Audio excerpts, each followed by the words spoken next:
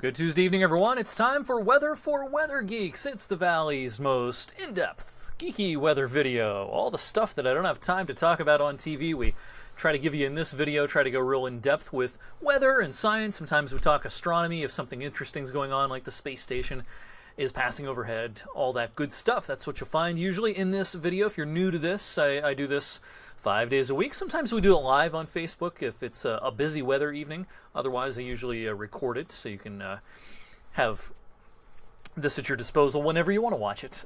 Whether it's that evening or the next day, whenever you want to watch Weather Geeks, it's always a good time to geek out to the weather. All right, today was our warmest day in exactly 2 weeks, 56 degrees this afternoon, breaking our streak of, well, we actually broke our streak of below average days yesterday with an average day.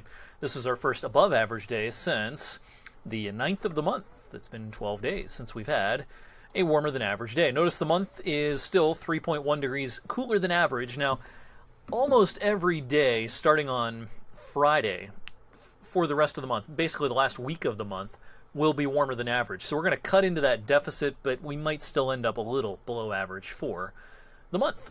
All right, time-lapse time from our camera high above Youngstown here on our transmitter tower. And after a fairly cloudy start, nice to see the sun this afternoon. The clouds did roll back in towards late afternoon and evening, but for a while there, it looked very, very nice outside. These clouds that have rolled in this evening, not producing any precipitation. This is mostly virga, precipitation not reaching the ground. Across the I-70 corridor, sprinkles here and there. That is just about it. It's a different story well off to our south. Big severe weather outbreak ongoing in parts of Tennessee, northeastern Alabama, northern Georgia, into the upstate of South Carolina as well. A lot of reports of severe weather with this, a lot of hail, a lot of ferocious winds as well. So a rough evening down south. Our story is going to become the temperatures over the next 24 hours and Arctic cold fronts heading our way. Now, the nice thing about it being late March is when Arctic air visits, it's usually not for very long. And this is basically like a 36-hour deal.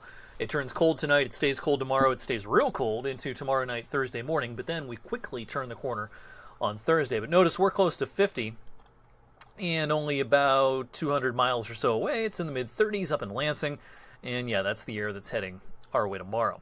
Here's our high-res futurecast, and what you'll notice here is this cooler air might pick up a little bit of lake moisture, and you might see a stray flurry if you're out very early tomorrow morning. I think this is mostly before daybreak that you could see a flurry. And quickly it's going to turn sunny tomorrow.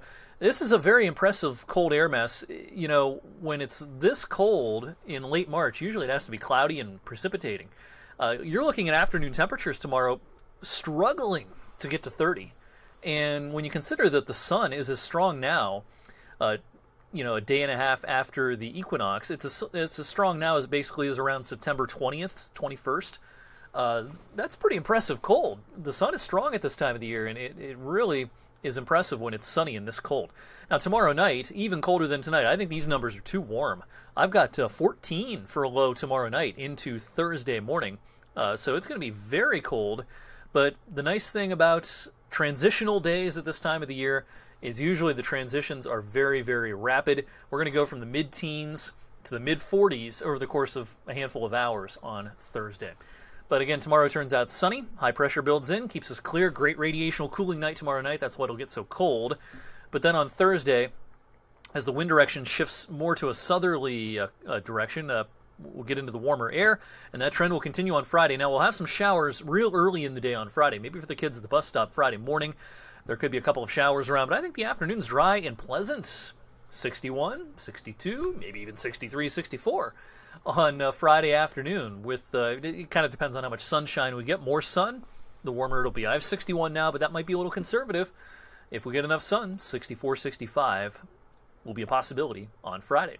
All right, Severe Weather Awareness Week rolls on. Been posting occasional factoids and reminders and things like that on social media, talking about it on the air as well. This is the Severe Weather Awareness Week, or Preparedness Week, if you will, in Ohio. Pennsylvania has theirs in April.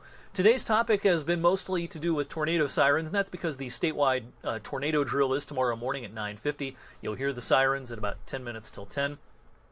Sirens here in 2017 serve a very limited purpose. They're not meant to be heard indoors. And very few people, there are some, but there's not many, should use them as their primary ways of being warned of severe weather, especially tornadoes. Not everyone has a smartphone, I get that, but most people, the statistics show here in 2017, have a smartphone, or at least a phone that's capable of getting text messages, and that's a much better way of getting warned. The Storm Tracker 21 app, of course, can push those out, all those warnings. We post about them on social media. No Weather Radio, a very inexpensive way to get warned. They can run on battery power. They're easy to program, and these run $20, maybe $25. I haven't looked at prices in a while, but you can get these anywhere electronics are sold, including online, Amazon.com. You can go into Best Buy. There's not many Radio Shacks left, but you can find them in places like that as well. So, tornado sirens, a lot of people still think they're the be-all, end-all when it comes to tornado warnings, and they just aren't. That's World War II technology there. So here in 2017, we can do better, and we should do better. The longer range, real quickly here this evening, looking like this. This warming trend that kicks in on Friday has some legs. I do think that most of the, if not all, of the last week of March will be warmer than average. Our averages are in the upper 40s to around 50 at the end of March, according to the European modeling and other models as well. We should be in a pretty nice stretch of weather here, temperature-wise, to wrap up the month. Becoming increasingly concerned, particularly for places off to our west, about these severe weather threats early in the spring. And I talked about this a little in my spring outlook a few weeks ago. This could be a more active severe weather season than the last handful of years. There's a few reasons for that. But in the shorter term, or the medium term here in the next, say, 2 weeks, could be a lot of severe weather in the plains and maybe the lower Ohio Valley. Not as concerned about it here, but it's something we'll be keeping an eye on as we turn the calendar over into April. That's tonight's weather for Weather Geeks. Thanks as always for watching, everyone.